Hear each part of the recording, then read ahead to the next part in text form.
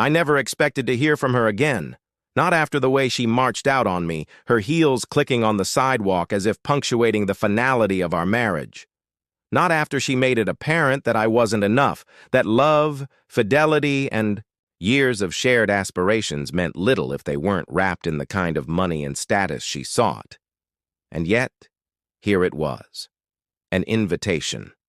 It arrived in a beautiful white envelope, the kind that smelled slightly of luxury, perfume, and entitlement. The gold-embossed writing spelled out my ex-wife's name, Delilah Chambers. Alongside it was another name that made my lips curl into a sneer. Victor Belmont. Belmont, as in the Belmonts, the kind of family that didn't just buy skyscrapers, but entire city blocks.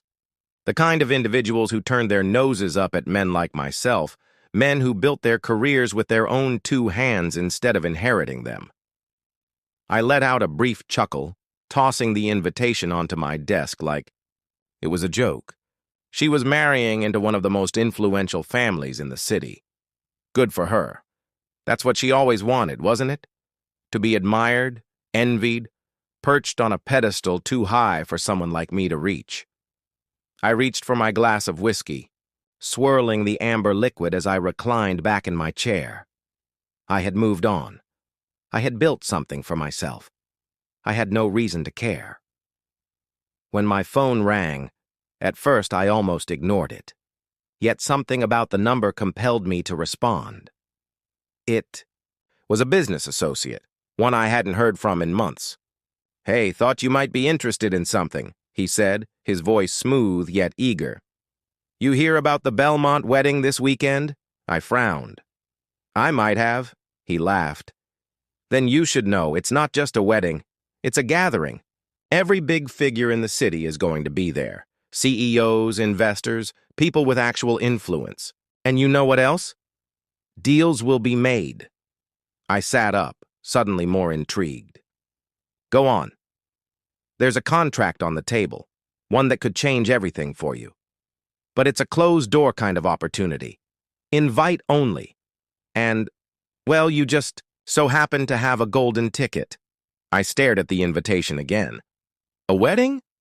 No, this wasn't just a wedding. It was an opportunity, a chance to step into a world where names mattered more than ideas, where one handshake could be worth more than a lifetime of hard work. And more than that, it was a chance to look Delilah in the eye and remind her exactly who she left behind. For a brief second, I pondered dismissing it. I had better things to do than entertain the ghosts of my past. But then I thought about what it would mean to walk into that event, to stand in the center of all those people who once looked down on me and prove to them that I was someone worth noticing. My smirk widened as I picked up the invitation, running my fingertips over the tiny print. Maybe I wasn't invited out of love, but I was invited regardless. And I had every intention of making my presence unforgettable. I stood up and walked over to my closet, my mind already whirling with limitless possibilities. If Delilah wanted to parade her ideal life in front of me, fine.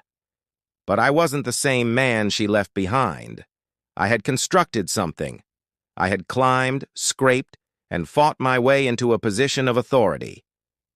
And now fate had offered me an opportunity wrapped in gold letters. I wasn't going to waste it.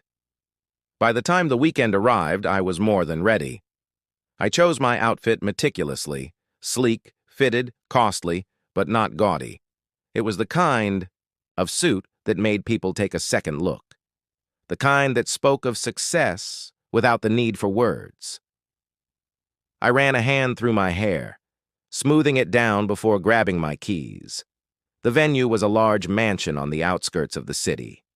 The kind of area with towering gates and manicured gardens that stretched as far as the eye could see.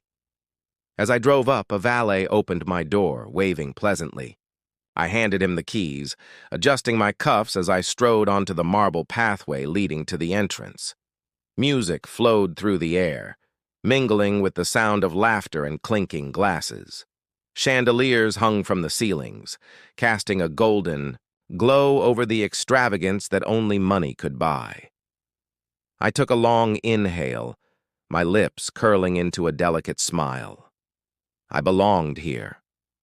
As I moved farther into the crowd, eyes turned toward me. Some faces lit up in recognition, others twisted in confusion.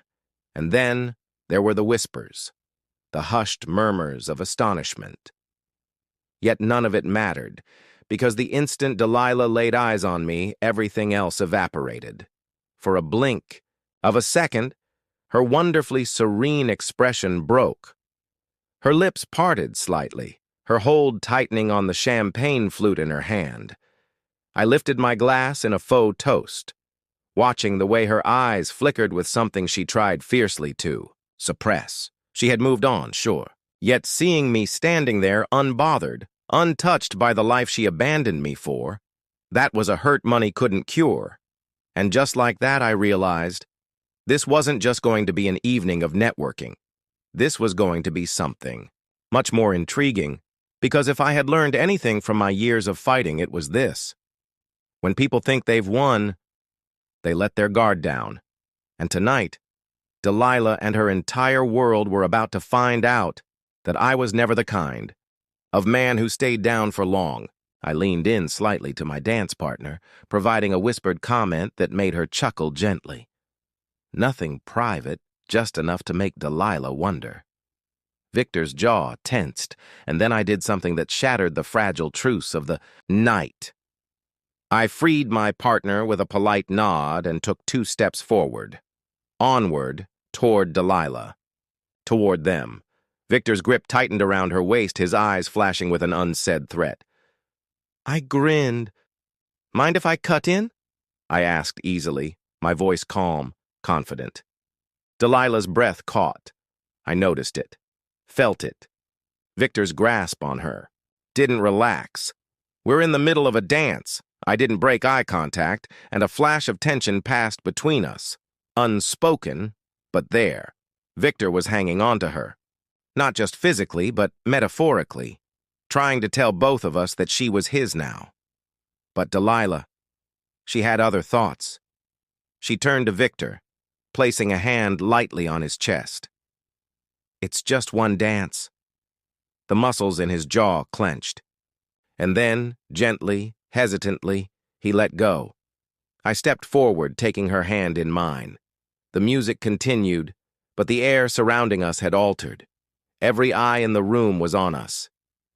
Every conversation had quieted, just softly. I placed my hands lightly against her waist. Brave move, I murmured. She swallowed. You put me in a bad situation, I chuckled. I just offered you a choice. She caught my stare suddenly, something sinister blazing behind her eyes. And what exactly do you think this indicates? I twirled her effortlessly, pulling her back into step with the rhythm. That you're still the same Delilah I knew, I whispered gently. Still drawn to the fire, even when you know it can burn you. She exhaled sharply. But there was no denying it. There was something electric in the space between us. The ghost of what we once were. The pieces of what we could have been. Victor was watching. I could feel his eyes from across the floor, but I didn't care. Because in this moment, Delilah was mine again. For the duration of this dance, for the length of this song, the past was no longer the past. She was the woman I had loved, and I was the man she had walked away from.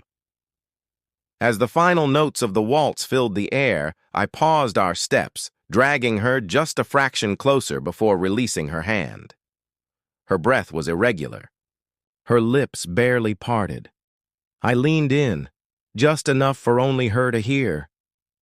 You can pretend all you want, I murmured, my voice low and purposeful, but we all know this story isn't done. She didn't answer. She didn't have to. Because in the hush that followed, in the way her fingers lingered against mine for just a second too long, I had my answer. The music ended. I moved back, and as I walked away, leaving her standing there with her lovely fiancé and her perfect existence, I knew one thing for certain.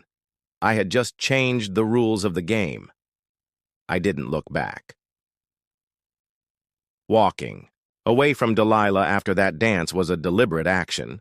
Just like everything else I had done tonight, I had nothing to prove to her, not anymore. The way her breath caught, the hesitancy in her footfall, the way Victor's hand had rested possessively over her arm, as if trying to recover her. Those were proof enough. Because despite my controlled exterior, something inside me burned. Maybe it was old wounds rising. Maybe it was the inescapable knowledge that no matter how much time had passed, Delilah and I still had unfinished business. Whatever it was, I pushed it down. I wasn't here for nostalgia, I was here to win. And I had just removed another piece off the board. When I left the dance floor, I felt the eyes of the guests following. Me. Whispers trailed after, speculation boiling beneath polite conversations. I had disturbed the immaculate picture of Delilah's new existence, and in a room full of people who thrived on status, that was something worth talking about. Fine, let them talk. I approached the bar, signaling the bartender for another drink. I needed a moment to recuperate, to divert my focus back to the true purpose I was here for. Power, impact, business. Delilah was a distraction, one I couldn't afford to indulge for much longer. Audacious move, a voice muttered beside me. I turned slightly, catching the gaze of a woman I hadn't seen before. She was striking, tall, poised, the kind of quiet assurance that only comes from knowing exactly who you are. She lifted her glass in a subtle toast. Not many men would challenge Victor Belmont in his own domain. I smirked. I don't see it as a challenge. She lifted a nicely sculpted eyebrow. No? I took a slow sip of my drink before answering. I perceive it as a reminder. Her lips curled slightly, intrigue burning in. Her dark eyes, a reminder of what? That no matter how much riches or power a man has, I said effortlessly, there are some things he still can't purchase. She let out a quiet chuckle, swirling her wine. Intriguing philosophy. So tell me, are you here for business or pleasure? I examined her for a moment, analyzing her intent. She wasn't flirting, not precisely.